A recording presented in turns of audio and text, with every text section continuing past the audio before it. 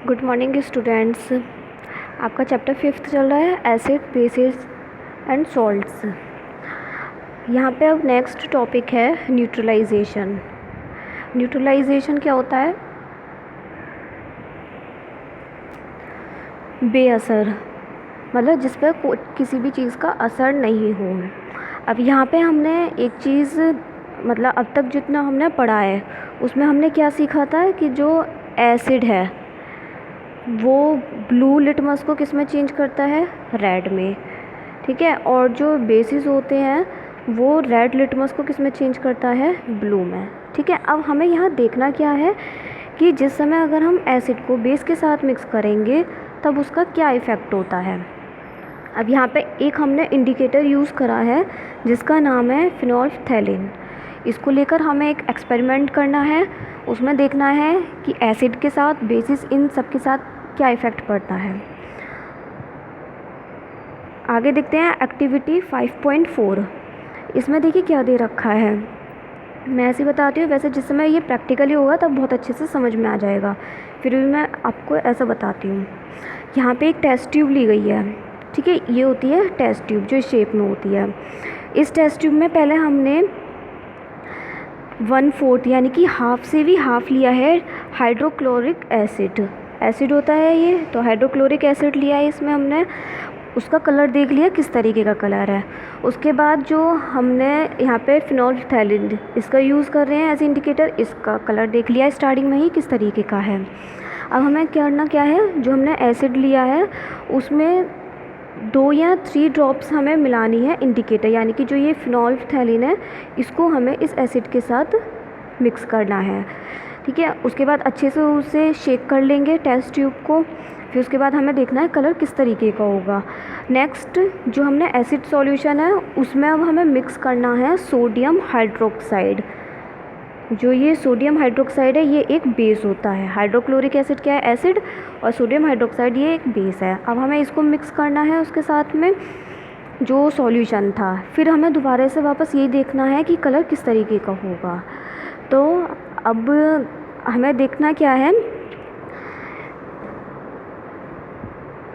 यहाँ पे जिस समय अगर कलर चेंज नहीं हो रहा है सोडियम हाइड्रोक्साइड मिलाने के बाद, फिर भी हम कंटिन्यूसली वहाँ पे सोडियम हाइड्रोक्साइड को मिलाते रहेंगे। उसकी मतलब ड्रॉप ड्रॉप करके मिलाना है, डायरेक्ट एक साथ पोर नहीं करना है। और जब तक मिलाना है जब तक उसका कलर पिंक नहीं हो जाए तब तक करना है। जैसे हमें पिंक कलर दिखाई देगा तब वहाँ स्टॉप हो जाएंगे।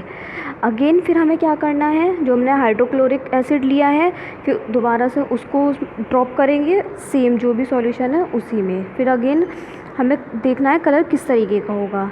तो जिस समय हम हाइड्रोक्लोरिक एसिड उसमें डालेंगे, उसकी ड्रॉप्स डालेंगे, तो जो सॉल्यूशन होगा वो कलरलेस हो जाएगा। और जिस समय हम सोडियम हाइड्रोक्साइड डालेंगे तो उस समय कलर कैसा हो जाएगा? पिंक हो जाएगा। तो ये क्या चीज़ शो कर रहा है? अभी मैंने आपको बताया था हाइड्रोक्लोरिक एसिड, ये तो नाम से पता चल रहा है कि ये एसिड है, और जो सोडियम हाइड्रोक्साइड है ये क्या है? बेस है। तो इससे क्या चीज़ पता चल रहा है कि जिस समय हम इंडिकेटर को अगर एसिड के साथ मिक्स कर रहे हैं तो वो कलरलेस हो जाएगा। ठीक है, और अगर सॉल्यूशन को हम किसके साथ मिक्स कर रहे हैं, उसमें मतलब बेस को मिक्स कर रहे हैं, तो वो कलर कैसे हो जाएगा? पिंक हो जाएगा। अब यहाँ दे रखा है कि जिस समय हम एसिड सॉल्यूशन को बेसिक सॉल्यूशन के साथ मिक्स करेंगे तो जो उसमें एसिडिक और बेसिक प्रॉपर्टीज़ होंगी वो दोनों ही डिस्ट्रॉयड हो जाएंगी। ठीक है, ना तो वो जो सॉल्यूशन होगा ना तो वो एसिडिक होगा और ना ही वो बेसिक होगा। वो किस तरीके का होगा? वो सॉल्यूशन न्यूट्रलाइज हो जाएगा और जो न्यू सब्सटेंस फॉर्म्ड होगा उसे बोलते हैं सॉल्ट। चैप्टर का नेम था acid basis and salt. Acid और बेसिस हमको पता चल गए थे। अब सॉल्ट किसका फॉर्म होगा? जब हम एसिड और बेसिक सॉल्यूशन को आपस में मिक्स करेंगे तब एक सॉल्यूशन बनेगा सॉल्ट। जो ये सॉल्ट होगा ये ना तो एसिडिक होगा, ये एसिडिक, बेसिक और न्यूट्रल ये तीनों ही नेचर में हो सकता है।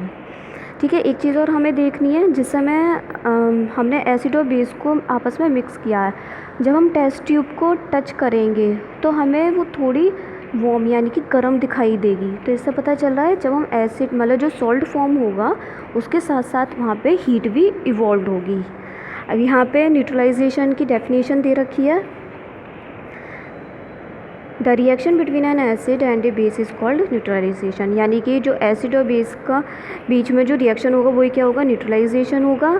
साथ में इसमें क्या क्या चीज़ फॉर्म्ड होंगी, न्यूट्रलाइजेशन में दो चीज़ फॉर्म्ड होंगी, एक तो होगा सॉल्ट और दूसरा होगा वाटर। ये दो चीज़ इसमें इवॉल्व होंगी, ये आपको ध्यान रखनी है। अब यहाँ पे एग्जांपल दे रखा है, जैसे ये रहा कि जब हमने एसिड और बेस को आपस में मिक्स किया तो क्या हो गया, सॉल्ट प्लस वाटर आ गया और साथ में हीट इवॉल्व हुई।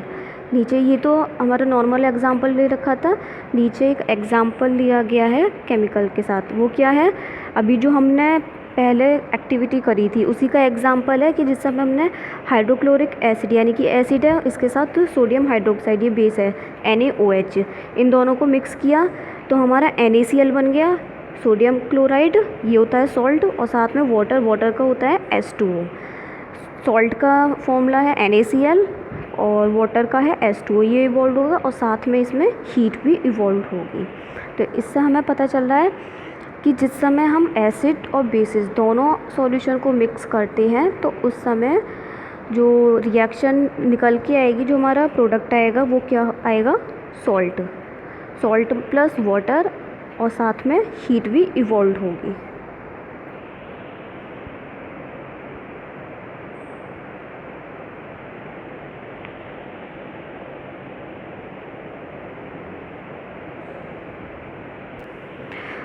अब यहाँ जो दे रखा है नेक्स्ट टॉपिक है न्यूट्रलाइजेशन इन एवरीडे लाइफ, यानी कि एवरीडे लाइफ में जो हम न्यूट्रलाइजेशन किस तरीके से होता है। फर्स्ट यहाँ पे जो दे रखा है वो है इंडाइजेशन।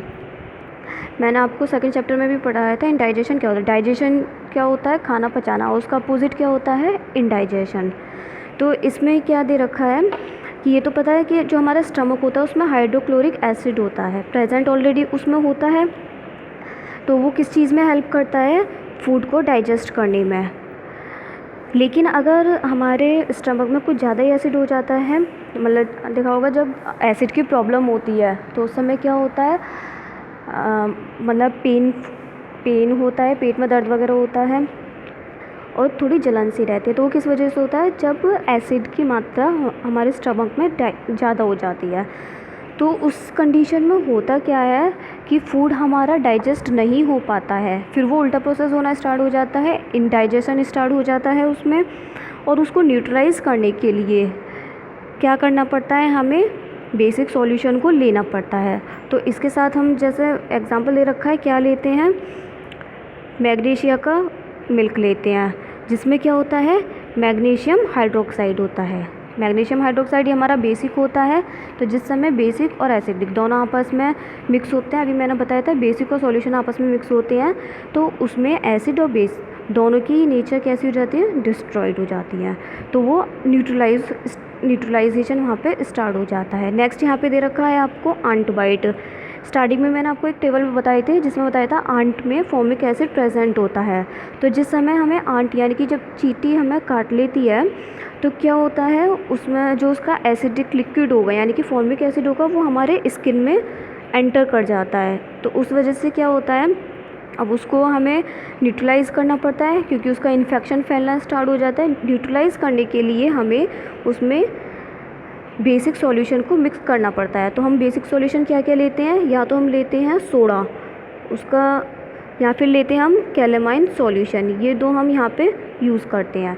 तो जब हम इनको मिक्स करते हैं, मतलब उसके साथ रब करते हैं अपनी स्किन पे, तो क्या होता है, जब हम एसिडिक और बेसिक सॉल्यूशन आपस में मिक्स करेंगे तो वो न्यूट्रलाइज होने लग जाता है। नेक्स्ट यहाँ पे दे रखा है सॉइल ट्रीटमेंट। इसमें भी यही दे रखा है, जब हम एक्सेसिव यानी कि जो खेत वगैरह होते हैं उसमें हमें फर्टिलाइज़र्स यूज़ करने पड़ते हैं, ठीक है। तो यहाँ पे क्या होता है, जब हम केमिकल फर्टिलाइज़र से ज़्यादा यूज़ करने लगते हैं, एक्सेसिव यूज़ यानी कि ज़्यादा ही अमाउंट में यूज़ करने लगते हैं, तो उसमें क्या होता है, सॉइल को वो एसिडिक बनाना स्टार्ट कर देता है।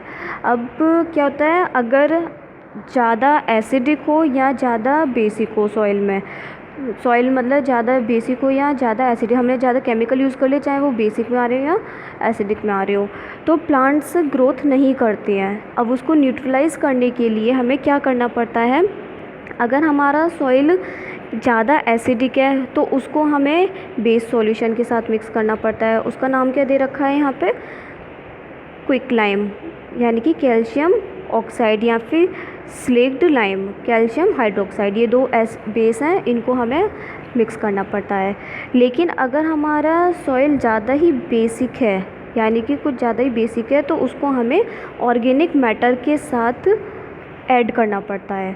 ऑर्गेनिक मैटर के साथ में ऐड करेंगे, दोनों में क्या हो गया, जब एसिड ज़्यादा है तो हमने बेस ऐड कर लिया, और जब बेस ज़्यादा है तो हमने एसिड ऐड कर लिया, दोनों आपस में न्यूट्रलाइज हो गए। नेक्स्ट यहाँ पे दे रखा है आपका फैक्ट्री वेस्ट। इसमें क्या है फैक्ट्री वेस्ट में, कि जिस फैक्ट्री से जो वेस्ट निकलता है उसमें तो एसिड भी यूज़ करा जाता है, तो जिस समय फैक्ट्री से वेस्ट निकलता है तो उसमें एसिड होता है।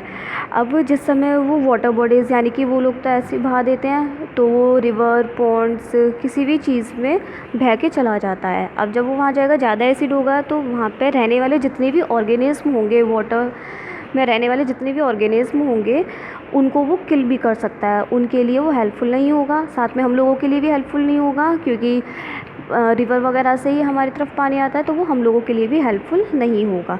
अब क्या किया जाता है, उसको न्यूट्रलाइज़ करने के लिए उसमें बेसिक सब्सटेंस को ऐड किया जाता है। तो इस चैप्टर में आपकी 3 चीज़ें main, acid, basis and salt. Acid क्या है, जो सोर्स सब्सटेंस होते हैं वो एसिड होते हैं, और लिटमस पे उसका क्या इफ़ेक्ट पड़ता है, वो ब्लू लिटमस को रेड में चेंज कर देता है। बेसिस क्या होते हैं, बिटर इन टेस्ट होते हैं, और वो रेड लिटमस को ब्लू में चेंज कर देते हैं। थर्ड था सॉल्ट। सॉल्ट किस समय फॉर्म्ड होता है, जब हम एसिड सॉल्यूशन और बेसिक सॉल्यूशन दोनों को आपस में मिक्स करते हैं, तब हमारा सॉल्ट फॉर्म होता है। सॉल्ट के साथ साथ हमारा वाटर भी फॉर्म होता है और हीट भी इवॉल्व होती है।